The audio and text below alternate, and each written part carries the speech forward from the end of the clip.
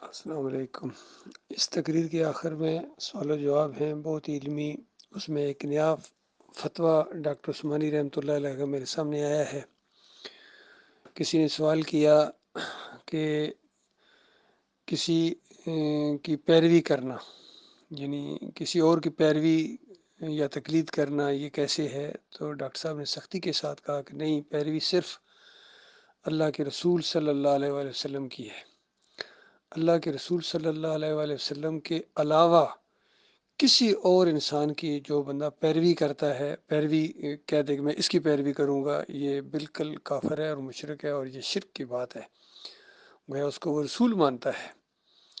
تو کتنا بڑا فتویٰ آ گیا، اور یہ بالکل اطمینان کے ساتھ ان کا ایک اور شرک، یہ جو ان کی اندھے مقلدین کی مرکزی شورا نے محمد حنیف کے مرنے کے 3 دن بعد جو شورا کی ہے، اس کے اندر جو انہوں نے یہ دعا مانگی اور تحریری طور پر لکھ دی، اور اس کے نیچے سائن ان کے ہو گئے، دستخط ہو گئے مرکزی شورا کی طرف سے۔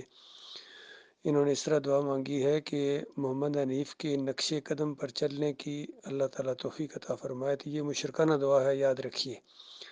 صرف نقش قدم، یہ آخری رسول محمد صلی اللہ علیہ وآلہ وسلم یا قرآن کے اندر جو صحابہ اکرام کو معیار بنایا گیا ہے وہ بھی بالکل صحیح ہے، کیونکہ خود اللہ تعالیٰ نے کہا کہ ان کی طرح ایمان لاؤ، کیونکہ صحابہ اکرام جو ایمان لائے تھے نبی علیہ السلام کے اوپر، وہ بہت ہی مضبوط ایمان لائے تھے، اور پوری طرح ان کو یعنی یقین تھا کہ یہ اللہ کی طرف سے یہ رسول ہیں، اور کوئی بات اپنی طرف سے نہیں کہتے ہیں، جو کہتے ہیں اللہ کی طرف سے حکم آتا ہے۔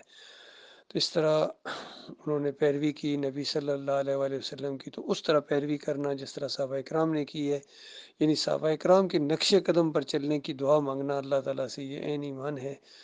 اور کسی اور انسان کے لیے یہ لفظ استعمال کرنا کہ فلاں کے نقش قدم پر چلنے کی اللہ توفیق عطا فرمائے، گویا اس کو نبی مانتا ہے۔ تو یہ ایک اور فتویٰ ڈاکٹر صاحب کا آ گیا بھائی، تو پوری طرح ان کے شرک کے اندر واقعی اضافہ ہی ہوتا چلا جا رہا ہے۔ یہ بھی ان کی مشرکانہ دعا ہے۔